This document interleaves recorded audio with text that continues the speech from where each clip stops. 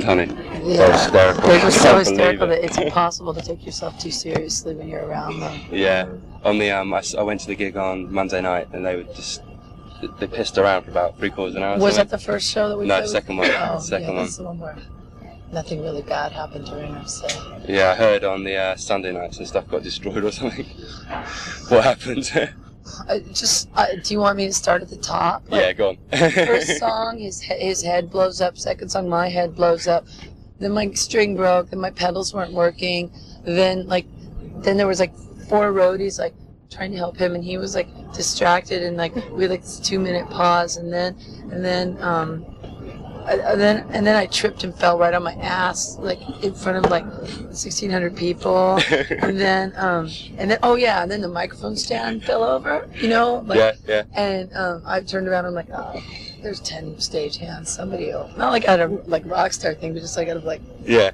there's a 1,600 person venue, there's 6 stage hands, someone will pick it up, and I turned back around a minute later, and the microphone stand was just lying there in the middle of the stage, and I had this really shitty guitar, and I'm really mad, and I was gonna put on the shitty guitar to play this a song. I changed guitars for this last song, Yeah. and I went to go put it on, and the things you put the straps on had fallen off, and I just broke my really beautiful guitar into a million pieces, and now I'm sad.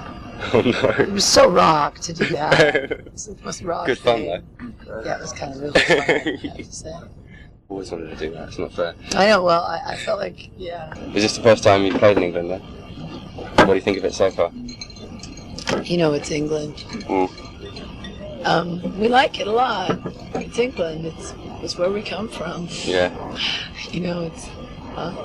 What do you think? I think it's beautiful. It's a lot bigger than I thought it was. I thought it was tiny. It's really beautiful and a lot more sunny. But it'd be raining all the time. Yeah. What do you think of it, Jill? I hate the food. It's not your fault. I just think the food is very bizarre. I don't get it. But I mean, the actual city section, look at this. Thanks.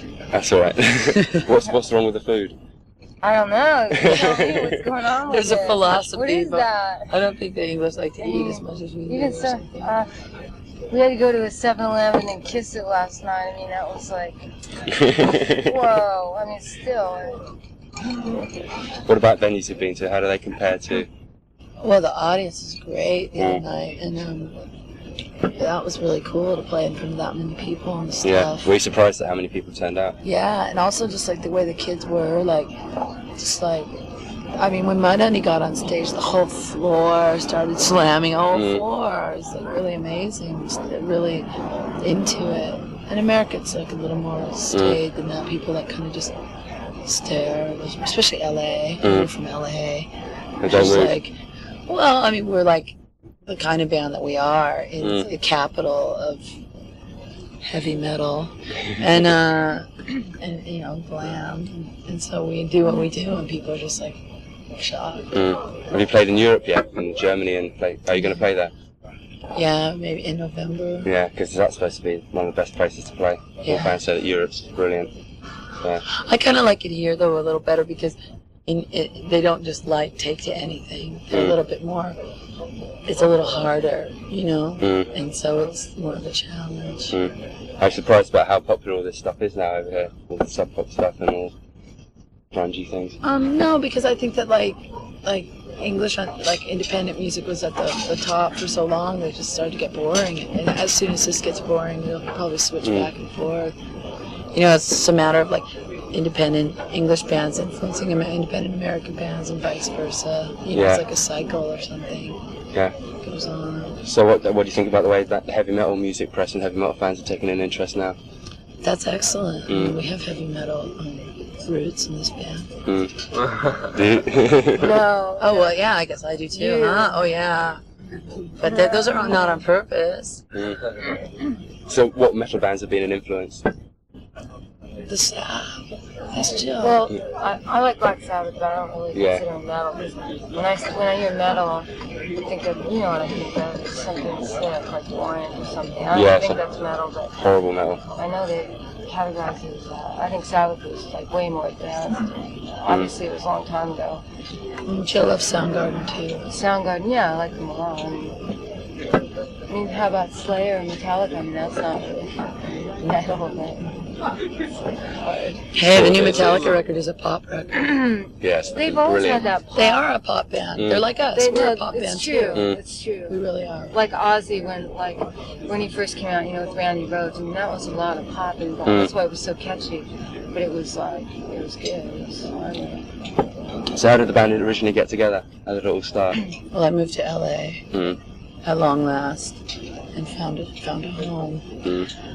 And I moved there during the whole right when Guns N' Roses just got huge. I couldn't find anyone to play with forever. It was like you try going up to a guy in leather pants at like a club. Will you drum in my band?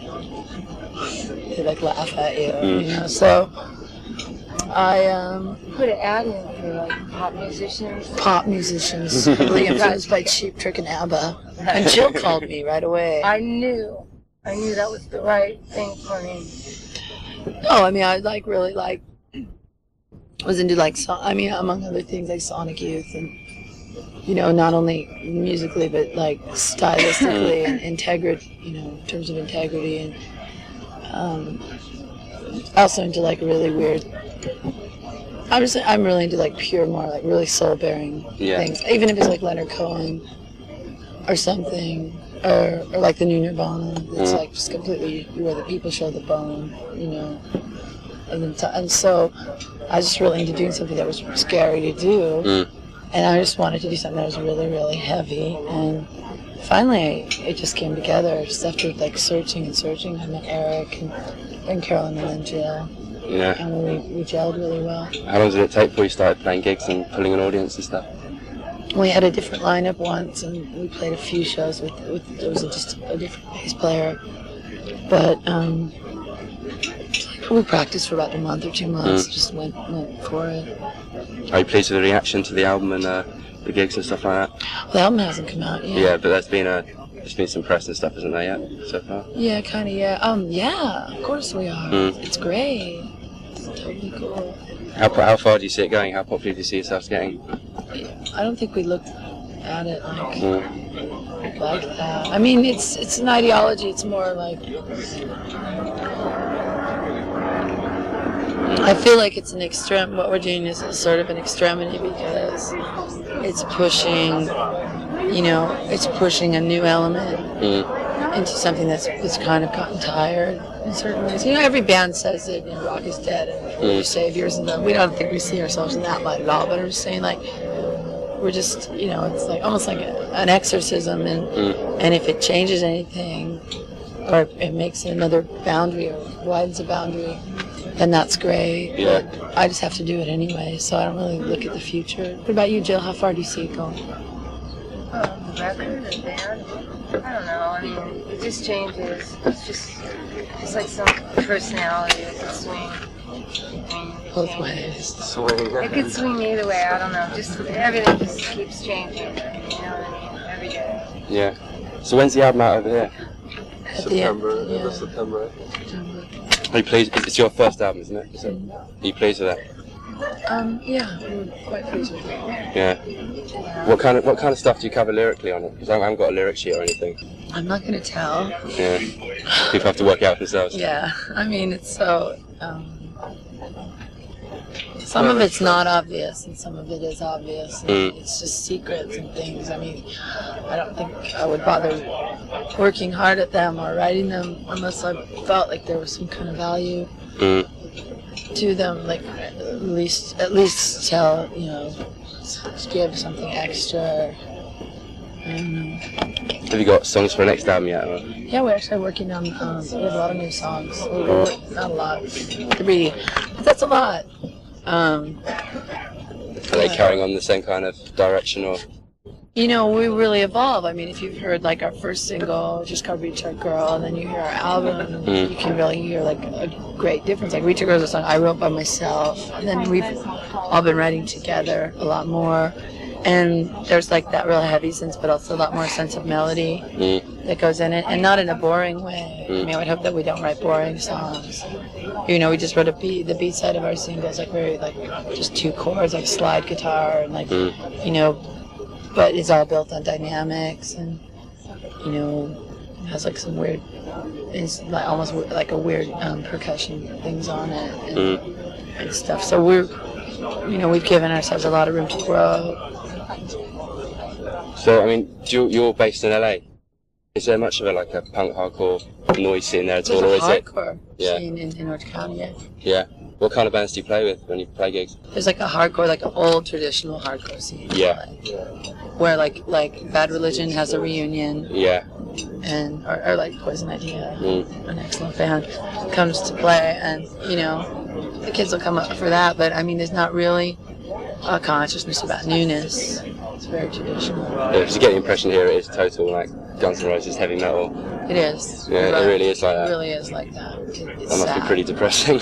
Well, you know, it's actually really challenging because I've lived in Minneapolis and I've lived in Portland, which is near Seattle, and lived in really hip, cool little scenes. You know, and the thing about not having a scene is that we're not affected and we're not influenced, and our standards are like we've created our own standards. You know what I mean? And because there's no one around like picking it, and you know, like Minneapolis, everyone is cool. Everyone knows everyone's hip. Everyone's down with the latest rock band. But in LA, everyone is so tragically like unhip, and just like all the musicians are like there pretty much to be stars. You know, it's like it's almost cute. And they're you know what, those metal people are like, believe it or not, like a little more open.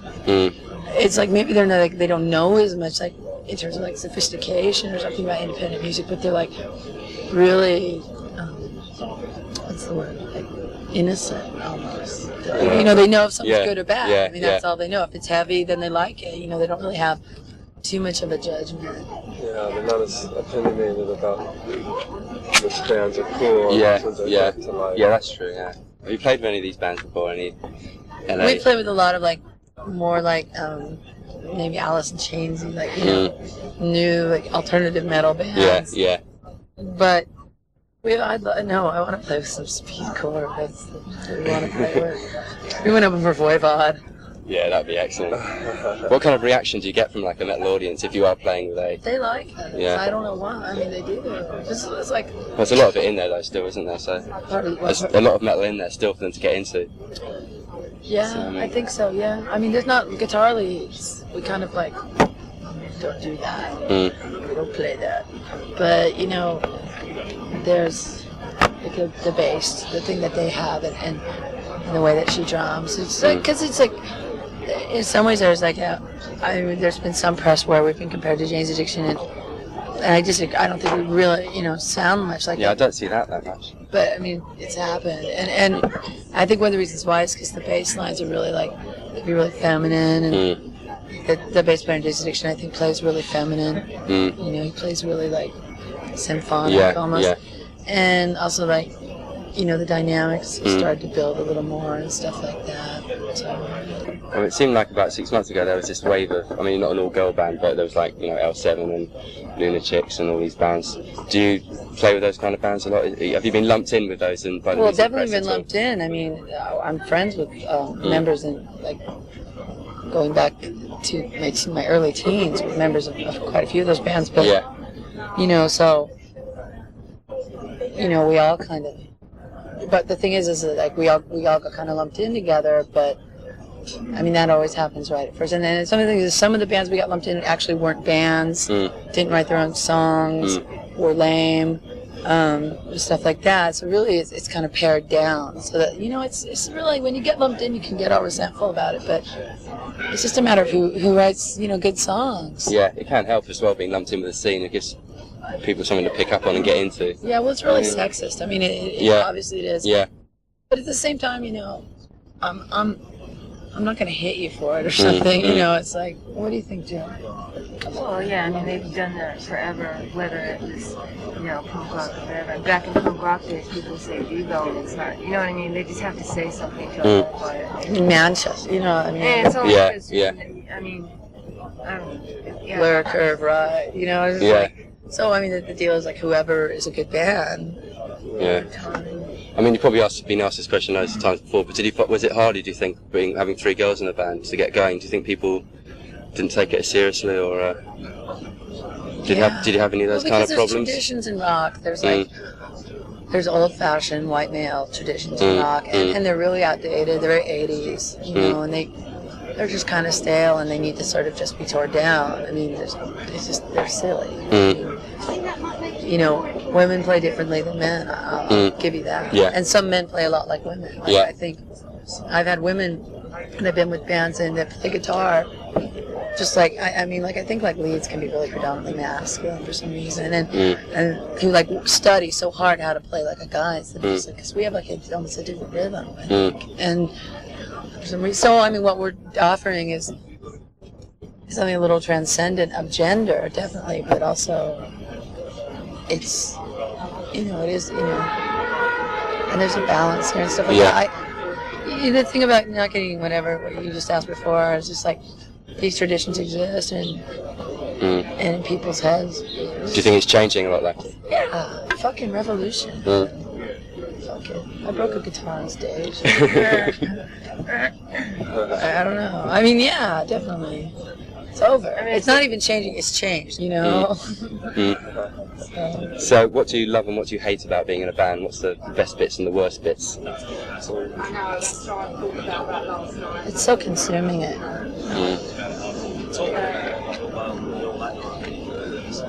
Well, obviously we get to be by ourselves a lot more when we're not. And, you know, the commitment, the responsibility. It's like any responsibility can be one. Best bit, I mean, the best part is just you gotta do what you want to do. I mean, you don't have to answer, you don't really have to answer to anybody. You gotta like direct where you're going and create your own thing. You don't have to, you know, get up early. Well, you have to get up early sometimes. Yeah, you have to be here now. But it's like having 3. Well, for me, it's like I'm having 3 relationships outside of a relationship at home or something, because it's like dealing with different personalities and having to deal with them, and then trying to like work mine in. I mean, no, it's true. Mudhoney would never have said that. No, but it's not bad on. I'm not saying I hate you guys' personalities. I'm just saying it's like adjusting, like working out a relationship. You know what I mean? Like it's amazing. It's really interesting. It's like being married. Yeah. Besides the great parts with the music and touring and albums that are, you know. Yeah. So what about the worst bits? That what? No. The worst. I don't know. Just waking up and seeing what there is to eat where you're at. Yeah. Can you imagine that being the worst? I mean, that's pretty darn good. Yeah, definitely.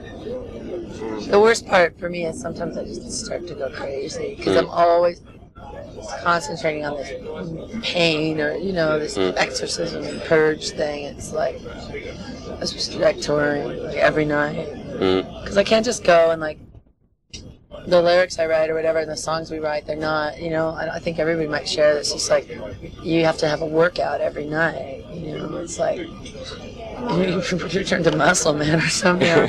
No, but I mean it's like every night I have to confront this like demonic force inside, or you know, I don't. Maybe it's not. Maybe it's like wimpy force. And this scares me, so. It seems to scare some people too. We sat in our dressing room the other night. The first night, we were in our dressing room for half an hour. Not one person came in. People would come to the door and just run away. They were so scared. We're like, "You want some beer?" Finally, when Mudhoney's beer ran out, people started to come in and take our beer. They're terrified. But you know, having to confront that every night and then like breaking my fingers open and just.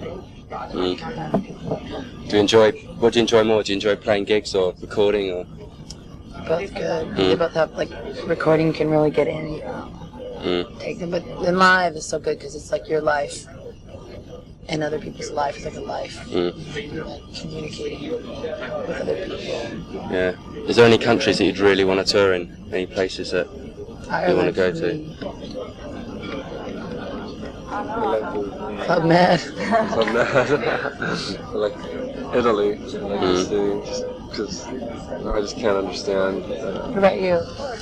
I mean, there's some Barstow. fashion sense there. We want to go to Yeah, Barstow. yeah. Disco things. I'd love to see. Like, We want to go to Orange how County. I want to headline Las Vegas. I want shows. to. Oh no, wait, we gotta wait 10 years. We'll do it with Mud Honey. Yeah. Yeah, the grunge reunion. Yeah. Hey.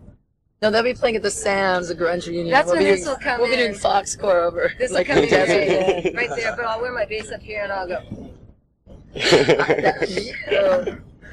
We'll just cover each other's songs. What about Japan? That's supposed to be brilliant. Yeah, I went Oh, there yeah, once when I was younger. It's like Mars, Mm. a lot like Mars. Mm. It's So a cool. lot of bands are starting to go there now. Like independent bands. Yeah, Really? just a couple of English bands have been there, like Census Things and Snuff, Really? and a few others, and the reaction's been brilliant so far because they don't get many bands over there. Everyone goes to the shows, so it's just like a real. Yeah, it's Everyone goes mad. and they have so much money, and they just treat you like goddesses.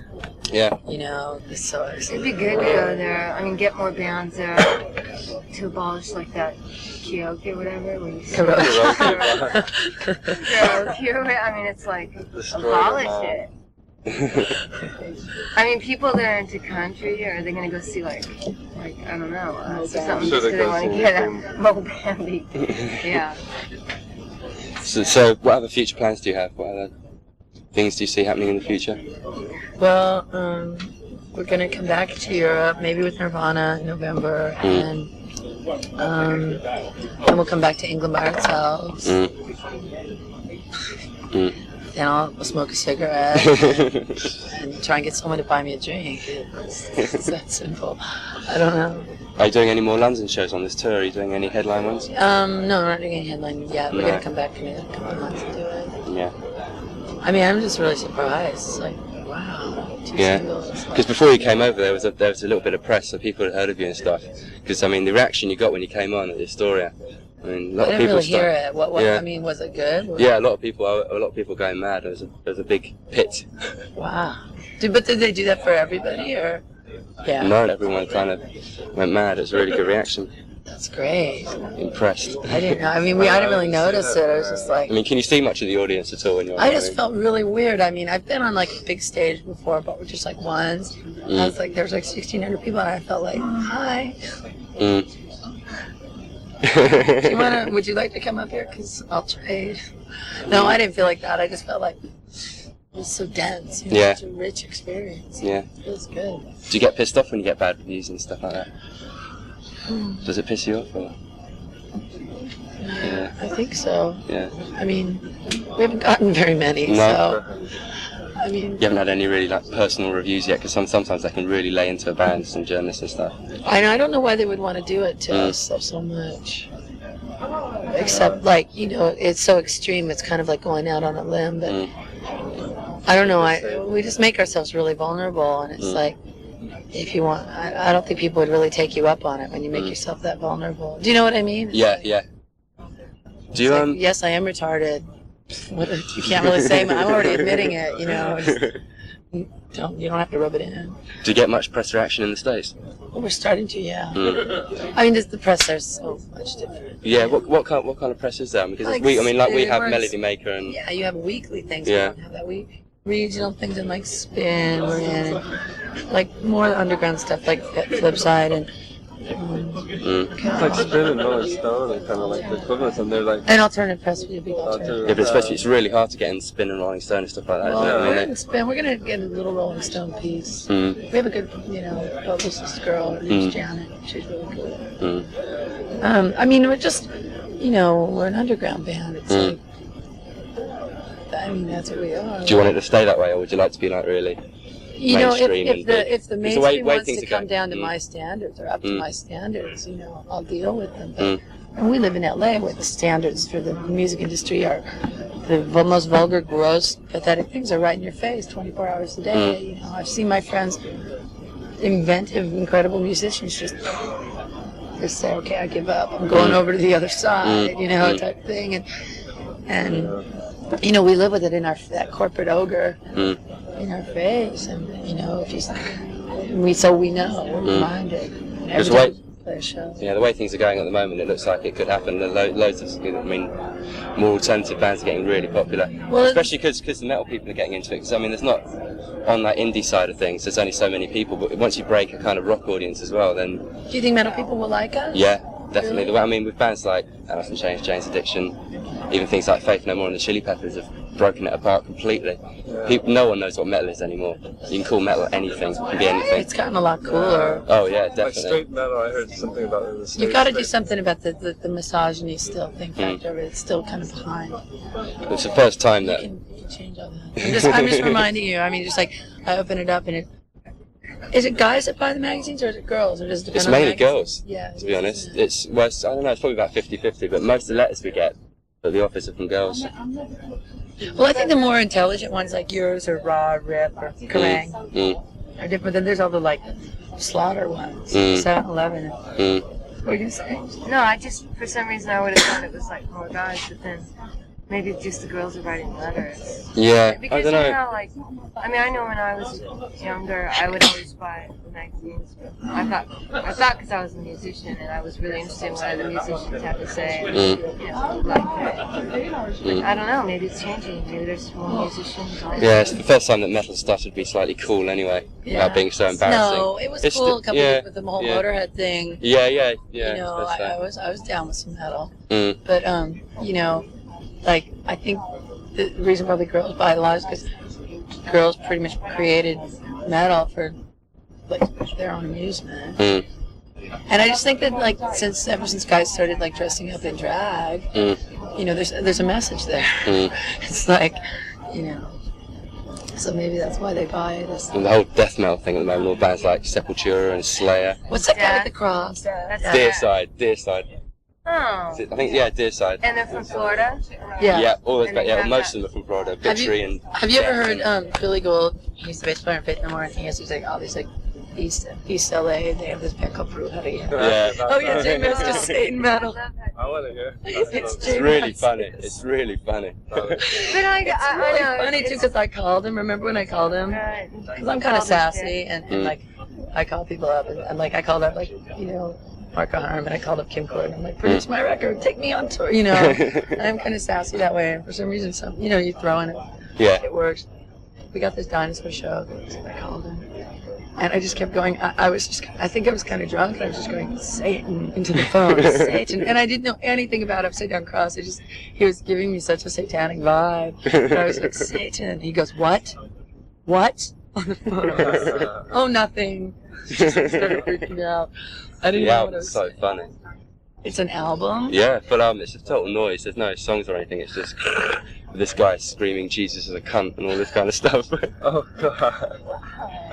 It's just really funny. Is that what death Excellent. metal is? Upside Well, no, Down. it's not. That's more grungy than. It's not so metal as stuff like Death and Obituary and things like that. But that stuff is getting huge, and if that kind of stuff can get huge, then I mean, I don't Is see that any part of reason. grindcore or separate from grindcore? Like, Well, grindcore's sort of Napalm like Death type. grindcore's got its roots in hardcore a bit more. I mean, Yeah. it's kind of all those bands like Deviant Instinct and Napalm Death and Hellbastard and Godflesh all started off as punk bands. Godflesh is excellent, Yeah. by the way. Yeah, Godflesh is yeah. a great band. Yeah, they're good. But so like right there, you've got like a band that's like Big Black, but even further, and then like a band like the Melvins, who are like on the other side of the fence as Godflesh, but could be in the same. Well, two guys in Godflesh used to be in the original Napalm Death lineup, Oh. so then they left and formed Godflesh. But all that stuff is huge now. Satan. You got any songs about Satan?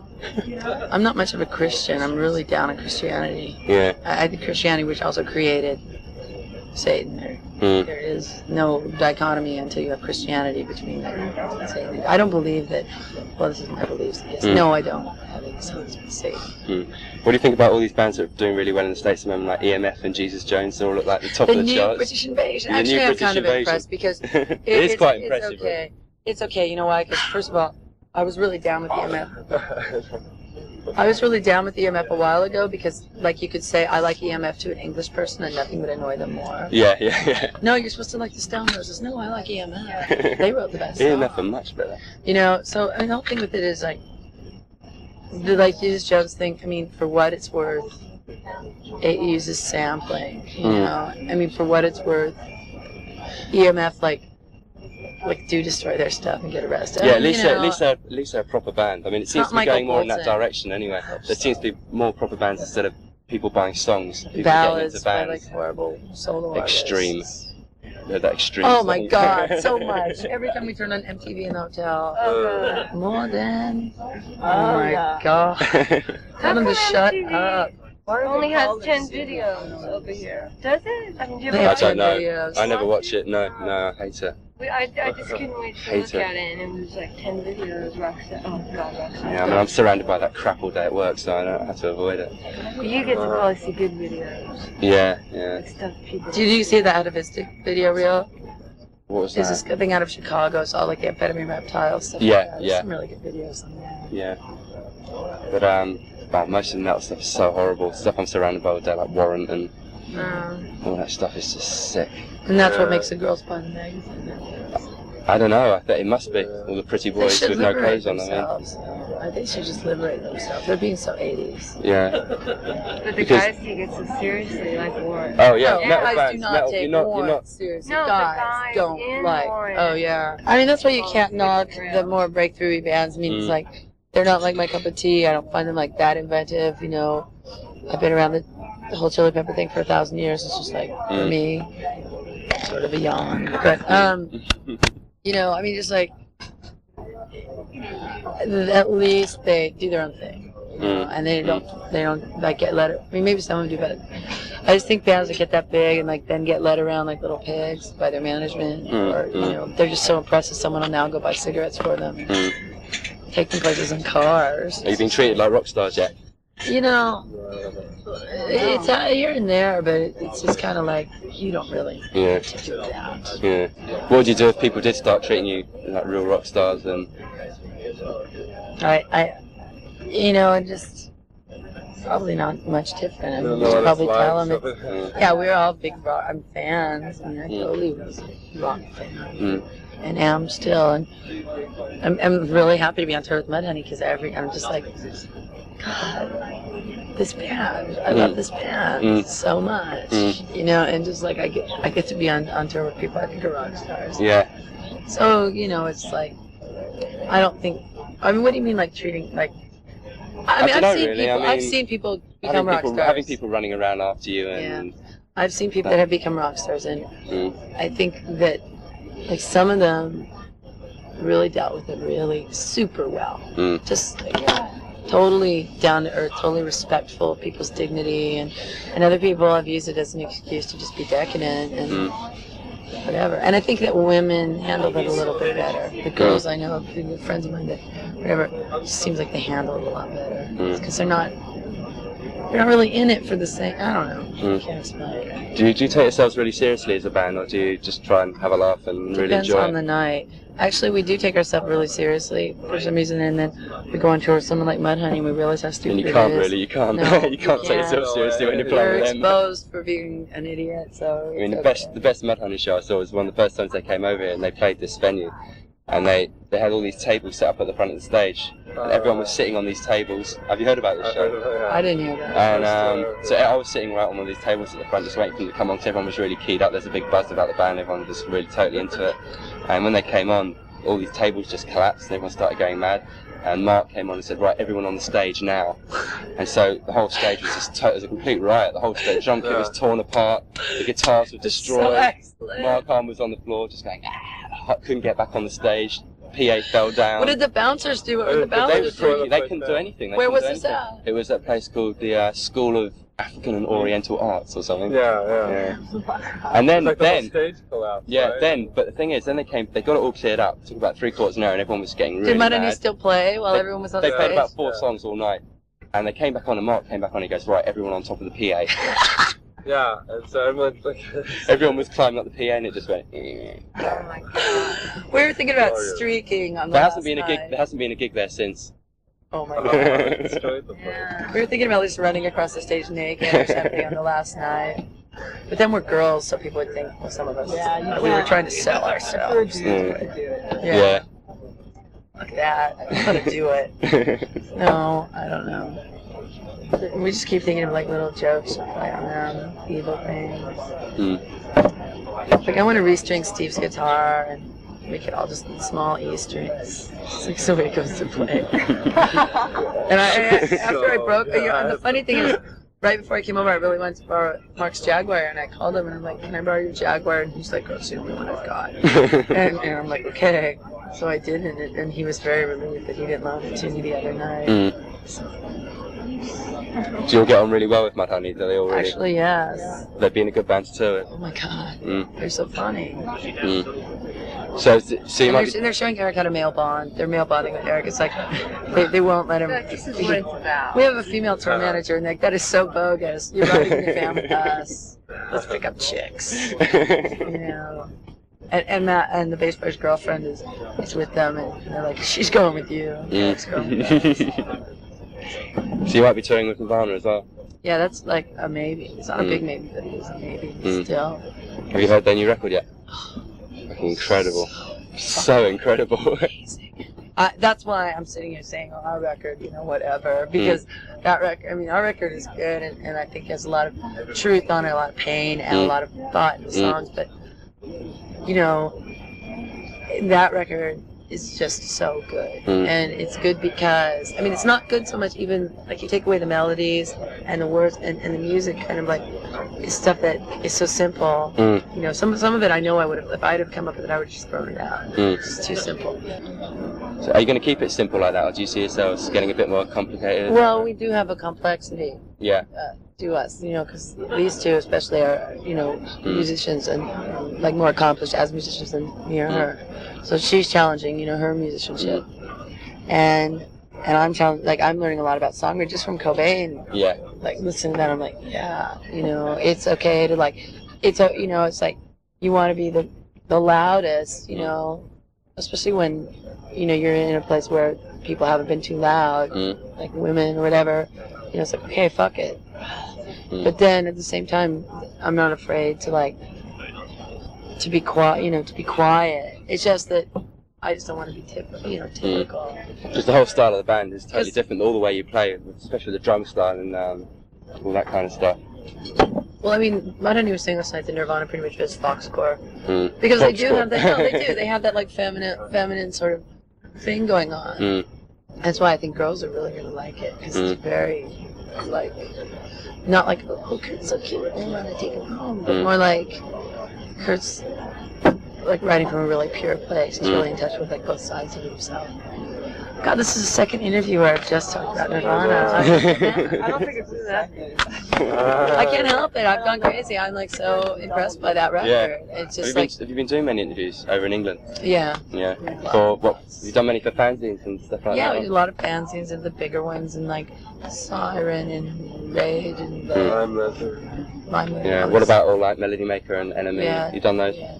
That's cool. Do you enjoy doing interviews or is it? You know, it depends. It depends on you. You know, it's like some people really they want to know stuff that I'm not going to tell them. Yeah. So, and that's really hard. And they'll be really shifty about getting it.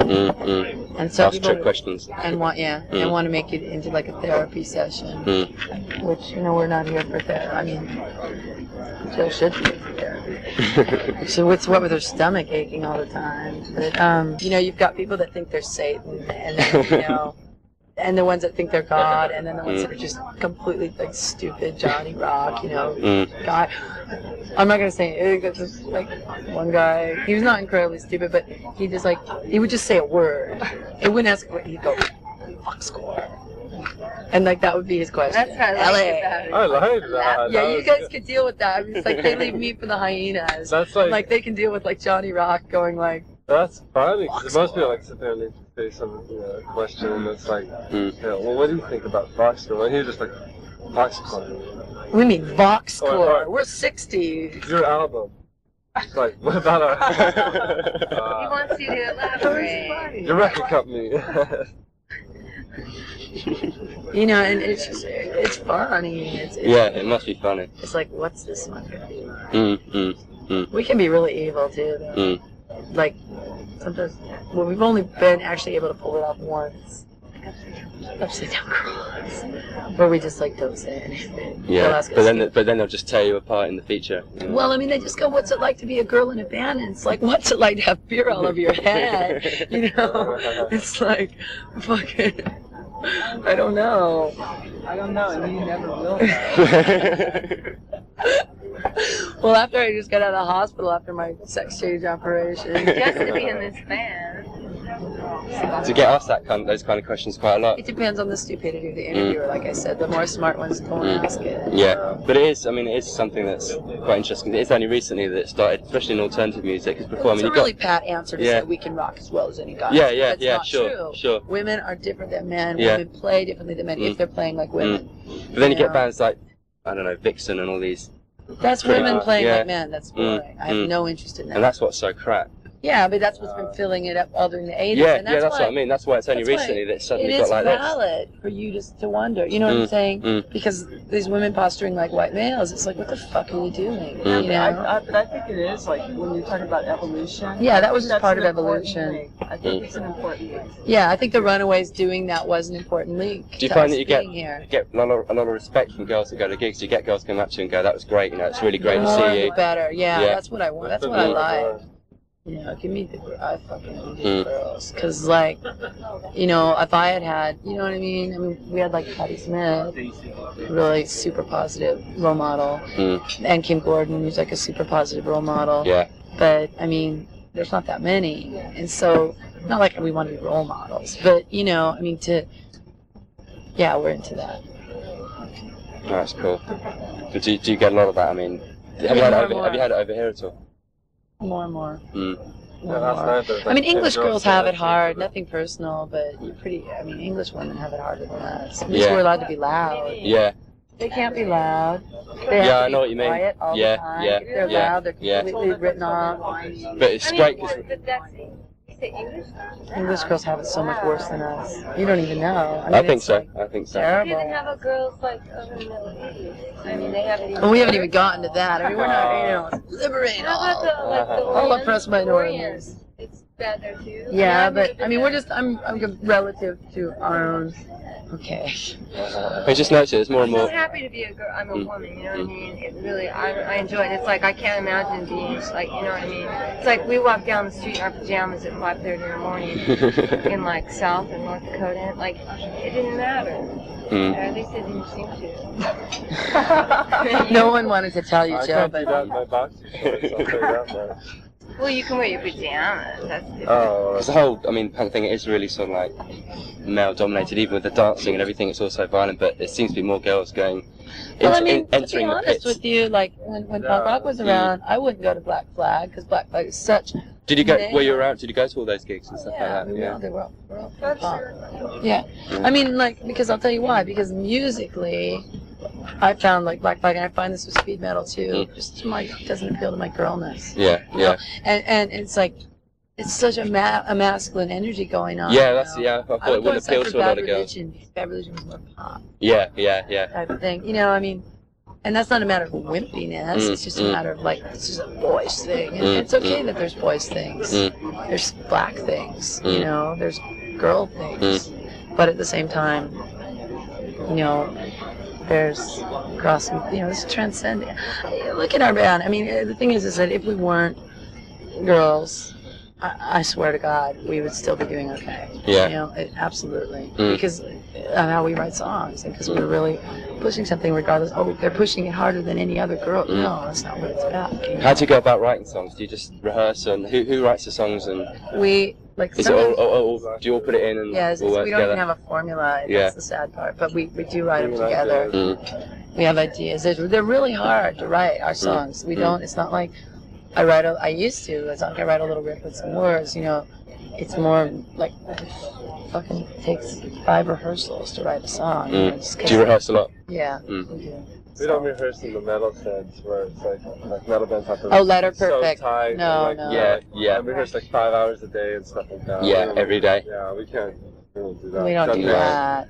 But we'll take a that note. you know, if you listen to our album, like the mood changes. Yeah. I mean, there's like little pieces thrown in and stuff. And And if you're too tired, you can't get that stuff. Yeah, right. And that makes. It's like the concept of juxtaposition. It's like the concept of like I play like a retard and he plays really well, and like we meet. You know what I'm saying? Or like I play something super pretty. Like a retard. What are you talking about? I play really well. No, I'm a You play more complex stuff than me. You play complex rhythms. Oh, I play pop. I play little pop things. Yeah, like complex pop. They kind of got buried on the record in my life. But I play little pop things. Some of them came through, but like I play little like little lush riffs. Yeah. And then Jill would come in with like a little like type thing. So it's like two things going against each other. And I think lyrically that kind of I don't know if it's pulled off, but lyrically it's kind of like this is beautiful and this is ugly, and it's like what comes out. That's uglyful. It's really uglyful. He's like, I mean, after Sonic Youth, what can you do? Why are you even trying, you guys? Thurston Moore on the cover of Guitar Player magazine. You know what a breakthrough this is. Yeah. This is so incredible. It's like the best thing. And he plays like a woman, if there ever was a man. He plays like a woman. I mean, he plays so feminine. And that's a very big compliment. So, I mean, that's a great thing. It's a great thing for all guitar players. I think. It's very complex. All their tunings are in there. It's so cool. When you started, did you have an idea of how you wanted to sound, or did it just all happen this way and sound? I had an idea that I wanted to start a band that was just like really, really heavy. But then it came together and the concept changed more like heavy with more dynamics and like beauty and pretty and ugly together, hand in hand, pretty and ugly. So that was my idea, but then everyone else put their idea and it became sort of one thing. Is there anything else you want to say to her? I think that covers everything. What sign are you? Fun? What sign are you? Virgo. There. Our second Virgo interview that we're aware of. Well, what does that mean? Just ask. It's a California thing. Just accept it. Yeah. Roll with it. You'll be okay. Cool. All right.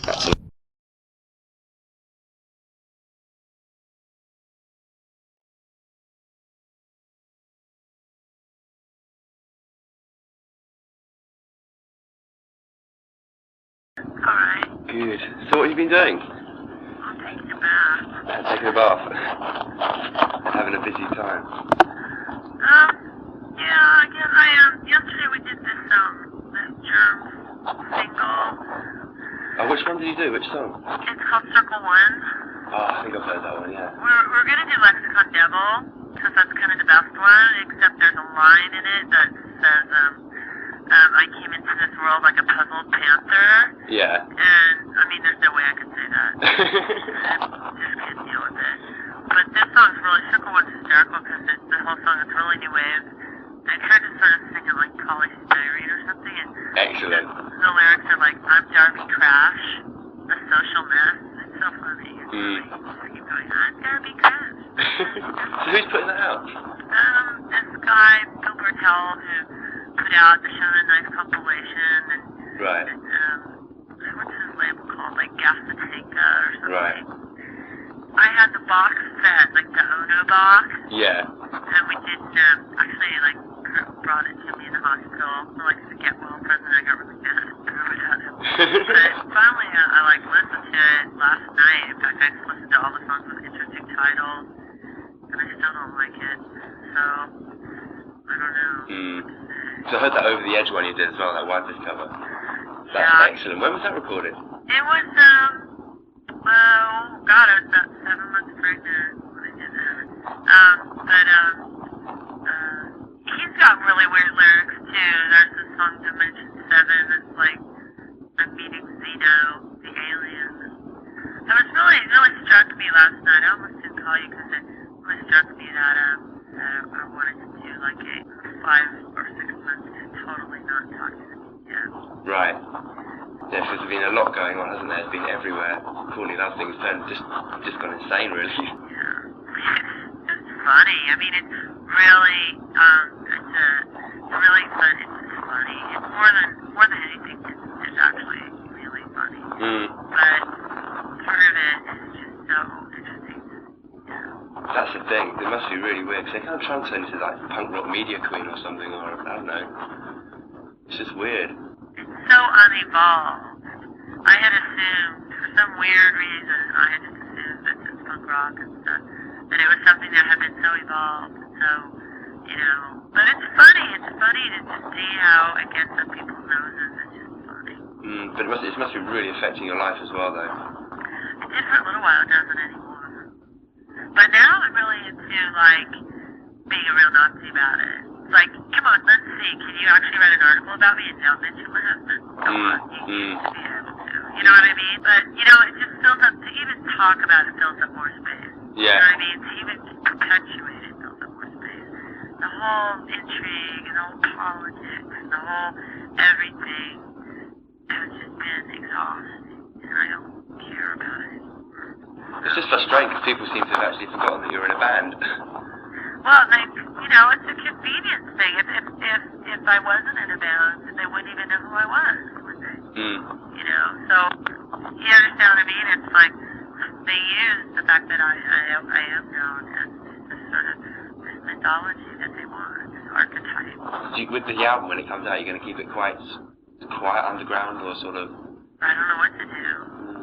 I mean, it depends on how good it is. I don't know. I mean, it depends on how it sounds. And it depends on the songs I pick for it. And it depends. You know, because, like, to me, the whole idea of getting to be big would be to be as big as Sonic Youth. I would think that would be... That's a nice size. Huge, you know. I mean, it's too big almost. But they've done it... Yeah, but it's not too big that it's completely changing and fucking up your life, you know what I mean? No, it means you can still go to a department store, people don't know who you are. Yeah, and is that the kind of success you want? Well, I guess if I'm thinking about that word, yeah, I guess. But I mean, it's just really weird to have sold not like millions or even hundreds of thousands of records, and have people's grandmas know who you are. I know. Is fucking weird. I know, my mum knows who you are, and that's like, I'm getting called it up. Yeah, I've read about her. And it's like, that's when things get weird. Yeah, like people's grandmas. It's so fucking weird. And so few of them will actually know the name Hole. Yeah. But, I mean, that's part about the way our society is right now. I'm really optimistic about it. I really don't, I know that the music always comes out in the end. Yeah. I mean, look at, if you read, like, because as soon as, like, we started to be in those British, like, weekly papers, Yeah. I started to read them, and, like, every week it'd be, like, fucking, Super Chunk, the best band, Yeah. or so-and-so, the best band, they're gonna revolutionize this and revolutionize that, and it's all over, and it never happens. I know, it's just looking for exciting things and new things, and I don't know. It just never happens, and I mean, I'm not on the side of weird old rock stars or anything, but at the same time, it's just like everything they say, none of it ever happens. None of it is ever true. I mean, if I was to sit and believe from just that source, believe my own press, I'd have crowned myself the queen of the world and killed myself alternately like 3 times by now. You know what I mean? What do you think of the Riot Girl thing that's currently being blown up by the Isn't that press? weird? They're blowing it up. It's just like so funny. I don't really like how Americans. I think that British people tend to be more sincere about stuff. Like they take stuff seriously. Yeah. A little more than in Portland, in Seattle. If you look just even at early Green River pictures, you can see how hard they're trying to be Echo and the Bunnymen. It's true. It is true. There was no way that we had any identity of our own. There was no, we didn't have no town that I lived in, whether it was Minneapolis or fucking New York or fucking Seattle or Portland or San Francisco or anywhere, had any sort of cohesive scene that they had any sort of pride in until Minneapolis a little bit. But, it was just like this really weird thing. And so now it's sort of like this different thing. I think it's really interesting how, all of a sudden it's like English bands are at the specter of like, the ghost of the American band. Yeah, the tables have turned. And it'll turn again and turn, it's cyclical. But, I mean, one thing is like one of the ways that I think that British or English music is a little bit better sometimes is just if you look at like American punk rock and then you look at like early and then like early English punk rock, you just see sort of more in America it was more like Frank Zappa fans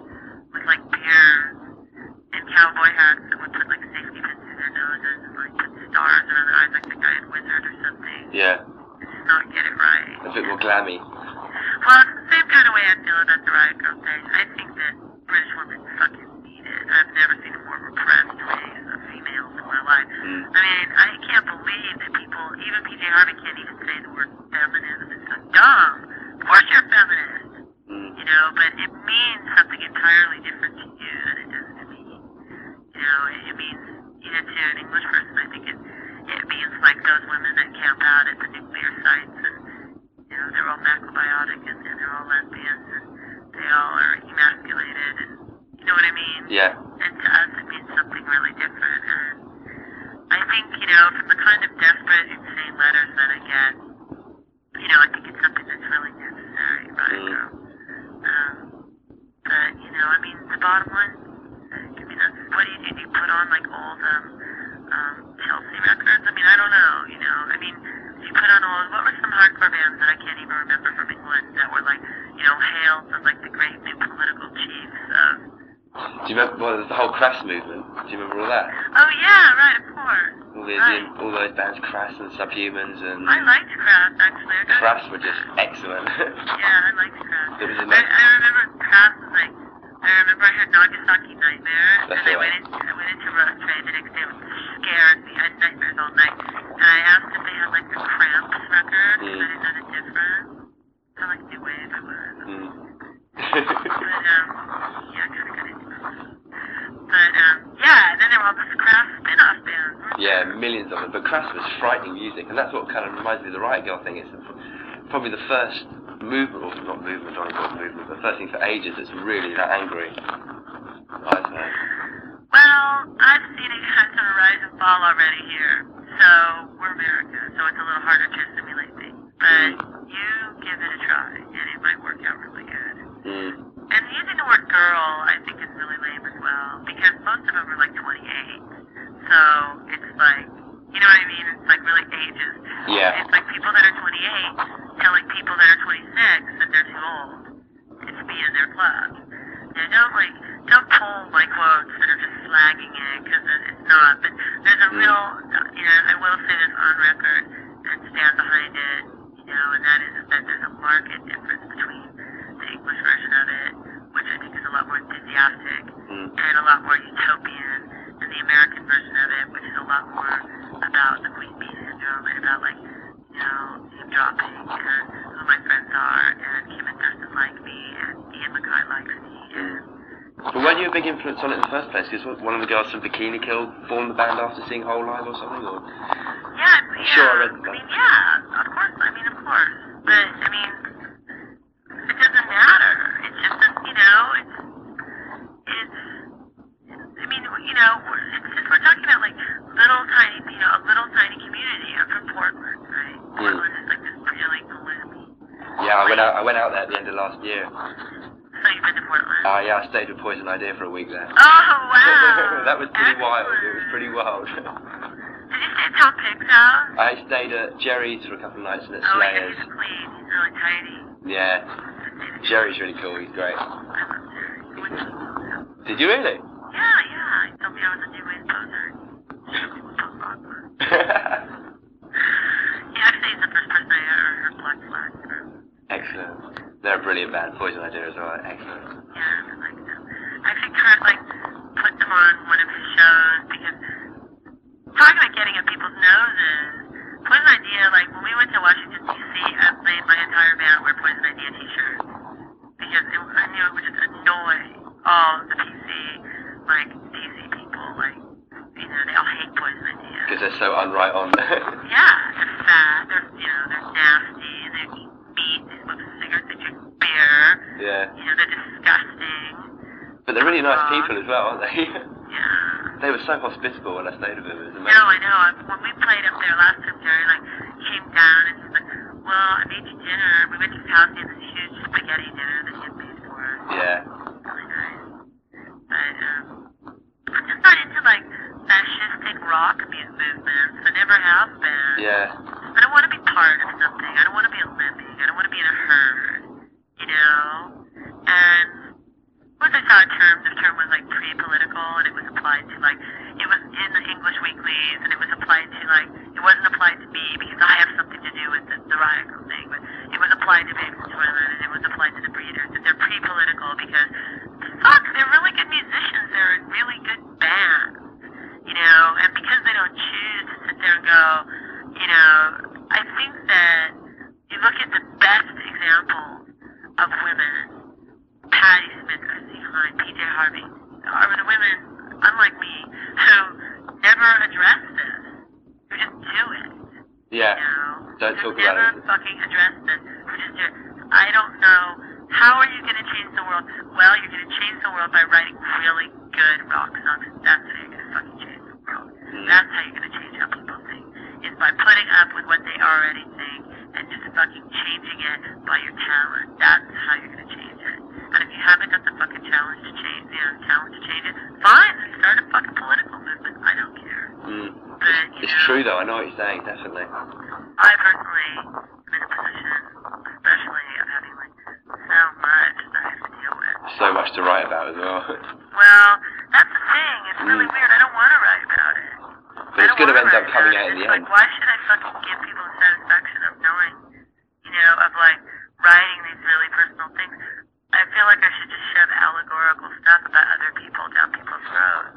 People have no right to demand from me, you know, this like personal, you know, thing about my pain because the media is like evil to me. I mean, that's just stupid. I mean, I think that it just proves that you have no fucking character if you're gonna like get mad because people want to categorize you. Of course they want to categorize you. They want to kill you. Yeah. I mean, I just read something that was like, I mean, I've had this theory for a really long time that people really have this like big fantasy that me and my husband should like OD and like die. Sid and Nancy. That would Believe be really it. fulfilling to know. The Sid and Nancy for the 90s, that's the one that's been touted around a lot. Right. And That it's must just be not pretty gonna happen. No. I mean, I'm sorry. It's just not gonna happen. There's no suicide pact here. No, there isn't. We're both way too narcissistic for that. I mean, you know, it's just not gonna happen. Because people get these ideas in their head, these fantasies, and they just try and make them real, don't they, by sort of like printing it. Well, Julian Cope, I guess. Yeah. So when did you actually record the Beautiful Sun single? That's just quite recent. Like 3 weeks ago or a month ago with Jack and Dino. Yeah. So it's really cool. It's got a really, really raw sound. Thanks. I mean. And I presume that's what you want, isn't it? Really? Yeah, for that. Yeah. I wonder what it'll do. I'm just curious. Like. For the album. No. It's a single. I'm really curious to see how it does. How it does. Because so much has happened since you've had a record out, and there's probably so many people that know you and have never heard Hole, and they're going to now, you know, get to hear it. Yeah. And it's like, yeah, I wonder what people are going to think. Yeah, I'm curious. So at least my life is like a lot more interesting, you know. I mean, it was interesting. That's the thing that's so weird. Is like my life was already, I mean, from a press standpoint, I think pretty interesting. If you didn't want to talk about the music, there was plenty of other stuff you could talk about. True, yeah. I've been in all these bands. I mean, blah blah blah. So turning it into this whole other thing, you know what I mean? I mean, he literally like had turned in. Was this the one that was going on about? How I'm breaking up your phone. That's right, and making Kurt eat the sandwich or something like that. No, I think that was in Select. That's right. I can't remember. There's been so many. Select was really like foo-foo-y though. That was before it got really nasty. That was quite funny though, actually. It was just really foo-foo-y. Yeah. And it was like, you know, what was it, like Taylor and Burton? And it was hysterical. I was on the floor laughing. I mean, I laughed at most of it. But I thought the Keith Cameron thing was really evil. Yeah, trying to make you out to be some kind of Yoko Ono, or what the media had a view on her or something. Yeah, poor Yoko Ono too. Yeah, definitely. I'm not saying that's what she was actually like, but that's what everyone I mean, thinks. you know that Yoko Ono, like, I mean, I just listened to the Ono box last night, and I don't particularly really like it. I mean, she was really ahead of her time. I think she's really innovative. I wrote a song about her, but it's not actually very nice to listen to, is it? No, but, you know, it stands there as a concept, and, you know, it stands alone as a concept. Kind of like how Craft Records sound in 1993. Definitely. You know what I mean? Definitely. They were important. And, you know, previous, I guess, to going out with John Lennon, she played, like, the Royal Albert Hall, like, with Ornette Coleman, and all the stuff that I read about.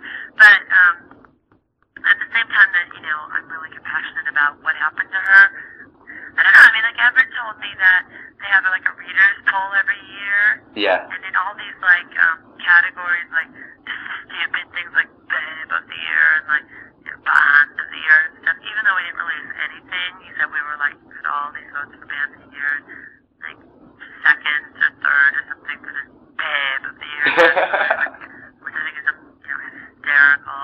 That's funny. And stuff. So I mean, at least.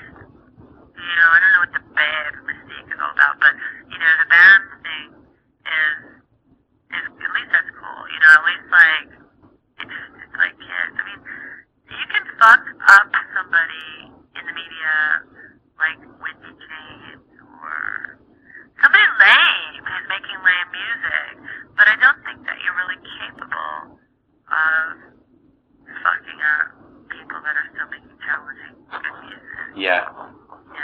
Yeah. I don't think that when... Because they don't open themselves up so easily for, you know, easy targets. Yeah. Someone like Wendy James was just such an easy target for them to lash into completely. Right. And I can't afford to lose any of my innocence, even though this has really done some... I've always been really innocent about stuff. I always go into the next one, you know. You have to, or you might as well not even try, you know. It's like you have to trust people. Because most people, I think, are really good. But, I mean, you know, to just sort of like prey on me and to call me and to say, you know, I would to say the opposite. You know, it's like, oh, I should know better by now. I mean, I shouldn't even be talking to you this long. So, I didn't even want to talk about this. So if you could just not spend very much time on it, you're really appreciate it. Yeah, no. And I really, you know, No, Everett, you know, Everett's my friend. And see, you know, I actually really like Everett. You know, and I told him a long time ago, you're not allowed to write about me anymore. And then when this came up, it's like, oh, this is a scoop, give it to me, I'll do, you know, I'll just put your quotes out of it. And he kind of did, to be honest. He really did. He just put our quotes, and that was about it. But I was the pull quotes that the editors used. You know, it was like, I just read it yesterday, it was like, the pull quotes, like, is she in the same pull quotes as Select? It was like the same, like, Everett, this is so sexist. This is so sexist. You know, how could you do this? I shouldn't talk about this in interviews anymore. I don't know why I do it every time. Yeah. Stupid. Just don't even print it. I just want to see if somebody can write an article without talking about my husband one time. I think it'd be really hysterical. Are you pleased with the way Beautiful Sons turned out? Yeah, I kind of wish it was, you know, I didn't spend a lot of time on it. I just sort of went in there and just did it. And I didn't like punch in any vocals. I just did the first vocal take, and, you know, we were in and out of there in one night. You know what I mean? Kind of thing. For punk rock value, I guess I am. I mean, I wish you know, I think that Jack did a really good job. Definitely. At the bottom end and stuff, given that he didn't have a lot of time. But, it's good. You know, my record company likes the acoustic song. Yeah, that's great. But, I mean, that's what they want. They want me to make a record of acoustic songs. And it's like... Do you want to do that? What? Do you want to do that? No! No way. Fuck no, man. It's easy to market a woman that makes acoustic songs. You know? I mean, even PJ Harvey makes acoustic songs, I guess. They're not really, they're kind of way more perverse than that, but, you know, They think it'd be easier to sell Courtney Love than Hold. Yeah, I guess that's the point, right? Yeah. Real personal songs. Definitely. Yeah. None of them liked Beautiful Sun at my record company. None of them. Really? Yeah, but Kurt told me that the same record company had wanted his first single to be Lounge Act, so that kind of gives me a hope. Yeah. Which is awesome. Well, I think Beautiful Sun's really catchy. It's great. I mean, brilliant. Cool. Maybe it is. So when are we looking at an album? When's that going to happen? Is it next Well, January and February, we're just writing it. Right. We're going to simulate it. And then March, we're going to do it, and I still don't know who's going to produce it. I mean, a part of me really wants to use Butch, and another part of me really doesn't. I don't know. That's pretty stupid. No, I'm not going to do it. And believe me, it would be dumb. He is brilliant, though. That's the thing. But I mean, well, he would really help me. He would be really good with me, because he could help separate certain things, and he's also really good with arrangement. yeah. Which I need some help with certain kinds of stuff. And then again, if you listen to how he mixes, if you listen to like the Pumpkins record or the L7 record, that's how he mixes. I don't really like that mix. It's too clean. Yeah, that's what I mean. I can't imagine Holbit sounding, I don't know, polished or anything like that. I mean, like the Pixies or something. I want to sound like the Pixies sometimes. Sometimes I don't. No, not necessarily the Pixies, more, I don't know who really chooses an example, apart from maybe, well, use it like Nevermind, say that kind of slick production. Right. Well, the whole thing is that I have my own agenda and my own things that I wanted to do, and what I really want to do, and what I want to do, and what I will do is I want to write, you know, really good songs, whether they're really fucked up, mangled ass punk rock songs, or whether they're really polished, you know, pop songs. I know that I'm capable of writing both of them, and nobody really like knows that. I mean, I think people are starting to get the idea now with certain songs that we released. You know what I'm saying? You know, it's totally my option. I mean, I really love that Replacements record, Let It Be, that had so many different variations to it. It had like this beautiful acoustic song, it had this great rock song, it had this great punk rock song, you know, and it's like that kind of variety that I'm looking for on an album right now. Each song sounding different in a way. Yeah, with like actually a different sound. Like some songs sounding like a 4-track, just like, you know, whatever you want to call it, slacker, fucking AM radio, whatever that is. Just really fucked up and fuzzy and static. And some songs just being like 24-track. You know, I mean, I just really want that. That's what I want to do. Which people are just like, huh? Why do you want to do that? And I'm just like, fuck. They still think, you know, even though they give me the respect that, you know, they give me a lot of respect, my record company, I really have to give them credit for that. It's like they still think in terms of how are they going to market me? How are they going to, you know. One thing I have to say about them is they don't pay any attention to this media stuff. I mean, you're in the media, of course you pay attention to it. The truth is that most people don't really see it as much as you or me do, you know? Yeah. I mean, that's the thing. People don't really, they don't read every word. They don't note every fucking little thing. They don't see, there are probably a million people in Great Britain that don't even know what, like, Riot Girl is. You know, I mean, there's Yeah, of probably course, yeah. 27,000 million of them. You know, I mean, it's just that things always happen from a real small core of people. And now they take things. And I've just gotten so much mail in the past, like 6 months. It's unbelievable. I mean, just so much amazing mail. It's just so, like, great and supportive and cool. And just, you know. Yeah. You know, I think I've got That must be cool. 1,000 letters or something. Brilliant. You know, it's like just really weird. But, so it's just really, you know, like, I don't know.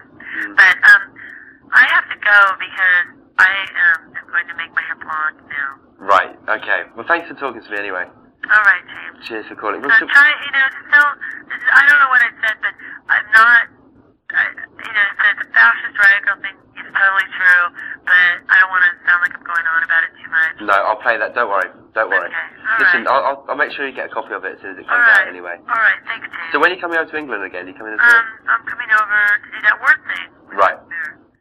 Okay, well, I might see you then. All right, cool. All right, cheers. Bye. Bye.